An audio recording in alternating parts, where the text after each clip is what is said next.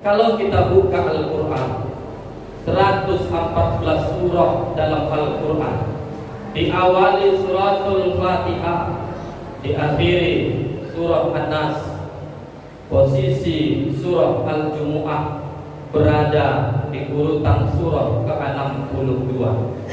Surah ke-61 As-Saff, surah ke-63 Al-Munafiqun, 61 As-Saff, 62 Al-Jumu'ah, 63 Al-Munafiqun.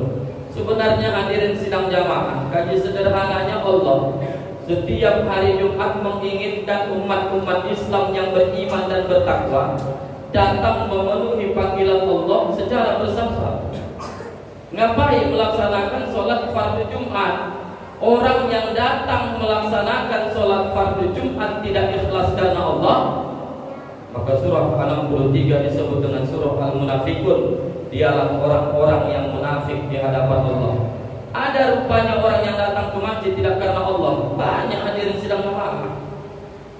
Berangkat kita ke masjid-masjid perkebunan, mungkin contoh tatkala naik khotib ke atas mimbar, banyak jamaah Jumat yang tidur.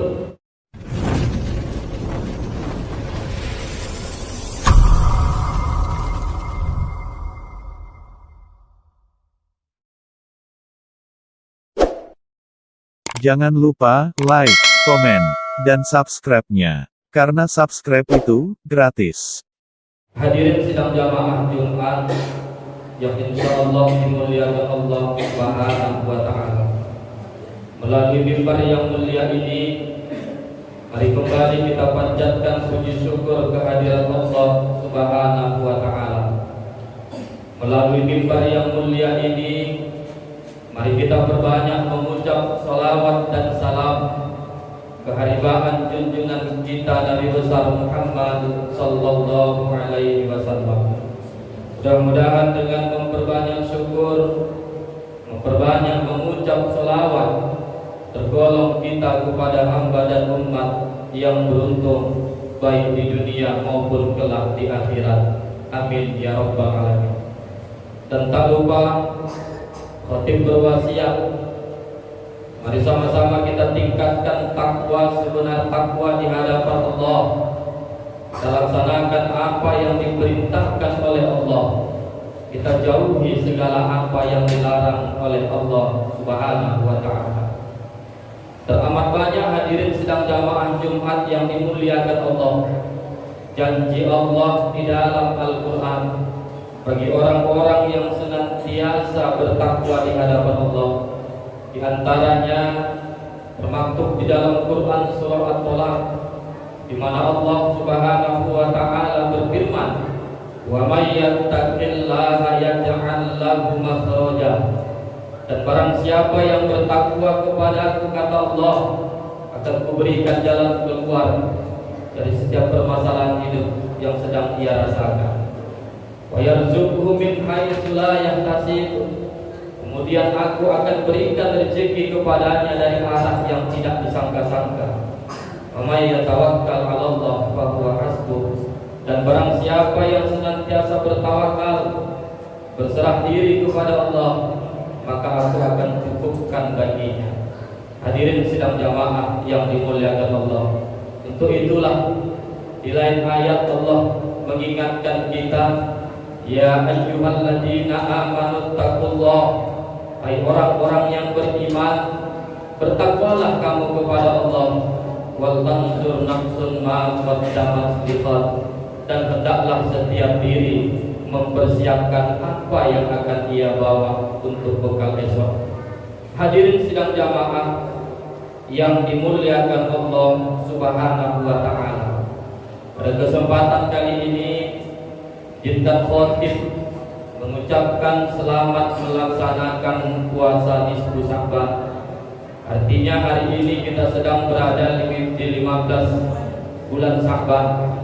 Bagi orang-orang yang senantiasa melaksanakan ibadah puasa sunat nisfu Sya'ban, banyak keutamaan-keutamaan yang diberikan Allah Subhanahu wa Ta'ala. Mudah-mudahan keutamaan itu kita dapatkan. Di lain hadis Rasulullah sampaikan, Kata Rasulullah sallallahu alaihi wasallam, salasun la turaddu da'watuhum. Ada 3 golongan orang yang apabila meminta kepadaku, yang dipintanya tidak akan kutolak. Yang pertama, orang yang teraniaya. Yang kedua, orang yang berpuasa sampai dia berbuka. Yang ketiga, doa pemimpin yang adil. Hadirin sidang jamaah Jumat yang dimuliakan Allah Subhanahu wa taala. Hari ini kita termasuk hamba Allah yang beruntung dibandingkan saudara-saudara muslim yang lain. Kenapa khotib katakan hari ini kita termasuk hamba Allah yang beruntung? Sebab boleh jadi hadirin sidang jamaah, masih ada saudara-saudara kita yang muslim yang tanpa halangan syarat tidak menghadiri panggilan Allah. Boleh jadi masih ada saudara kita yang muslim yang hari ini masih pegang setir di jalan raya. Boleh jadi hari ini masih ada saudara kita yang pilih menjaga kebun ketimbang memenuhi panggilan Allah. Dan mohon maaf, mungkin boleh jadi hari ini ada saudara kita muslim yang tanpa halangan syarat pilih tidur di rumah menanti masuk jam kerja siang ketimbang memenuhi panggilan Allah Subhanahu wa taala. Maka beruntung kita hari ini hadirin sidang jamaah. Tahun 2022 ada 52 kali tayang salat Jumat. Kalau 2021 semalam 53 kali. Jadi mundur 1 Jumat saja. 2022 ada 52 kali. Insyaallah 52 kali itu dengan iman dan ketakwaan kita bisa memenuhi panggilan Allah melaksanakan salat fardu Jumat. Kita tahu hadirin sidang jamaah, perintah salat Jumat termaktub dalam Quran surah Al-Jumu'ah. Ya ayyuhalladzina amanu idza nudiya lis-salati min yaumil jumu'ah fas'au ila dzikrillah. Hadirin sidang jamaah yang dimuliakan Allah, kalau kita buka Al-Quran 114 surah dalam Al-Quran, diawali suratul Fatihah, diakhiri surah An-Nas, posisi surah Al-Jumu'ah berada di urutan surah ke-62. Surah ke-61 As-Saff, surah ke-63 Al-Munafiqun, 61 As-Saff, 62 Al-Jumu'ah, 63 Al-Munafiqun. Sebenarnya hadirin sidang jamaah, kaji sederhananya Allah setiap hari Jumat menginginkan umat-umat Islam yang beriman dan bertakwa datang memenuhi panggilan Allah secara bersama. Ngapain melaksanakan sholat fardu Jumat? Orang yang datang melaksanakan sholat fardu Jumat tidak ikhlas karena Allah, maka surah 63 disebut dengan surah Al-Munafiqun. Dialah orang-orang yang munafik di hadapan Allah. Ada rupanya orang yang datang ke masjid tidak karena Allah. Banyak hadirin sidang jamaah. Berangkat kita ke masjid-masjid perkebunan, mungkin contoh tatkala naik khotib ke atas mimbar, banyak jamaah Jumat yang tidur. Mungkin dia lebih takut kepada pimpinan kebun ketimbang takut kepada Allah Subhanahu wa taala. Jadi hadirin sidang jamaah yang dimuliakan Allah Subhanahu wa taala, orang yang tidak ikhlas memenuhi panggilan karena Allah, fi qulubihim maradun, mungkin boleh jadi dalam dirinya ada penyakit. Apakah penyakit itu dihapuskan oleh Allah? Fazadahumullahu maradan. Penyakit itu bukan dihapus oleh Allah, malah ditambah oleh Allah. Hadirin sidang jamaah, tidak hanya ditambah penyakit dalam hati, walahum ajabul alim, oleh Allah ditimpakan azab yang sangat pedih, bima kanu yaktibun, karena mereka telah berdusta kepada kata Allah. Jadi hadirin sidang jamaah Jumat yang dimuliakan Allah, mudah-mudahan kehadiran kita memenuhi panggilan pada siang hari ini ikhlas karena Allah Subhanahu wa taala. Amin ya rabbal alamin. Hadirin sidang jamaah yang dimuliakan Allah, ada beberapa syarat dalam beramal ibadah. Kaji yang selalu kita dengar. Yang pertama, syarat dalam beramal ibadah itu harus benar. Jamaah Jumat yang dimuliakan Allah, Janganlah kita membuat rumah ibadah itu hanya sebatas tempat melaksanakan sholat 5 waktu. Saya lihat dari channel YouTube, saya lihat dari informasi Facebook, bahkan ditulis di dinding-dinding masjid sekitar Masjid Al-Ikhlas. Ternyata di Masjid Al-Ikhlas ini menjadwalkan pengajian. Baru tempat hadirin sidang jamaah.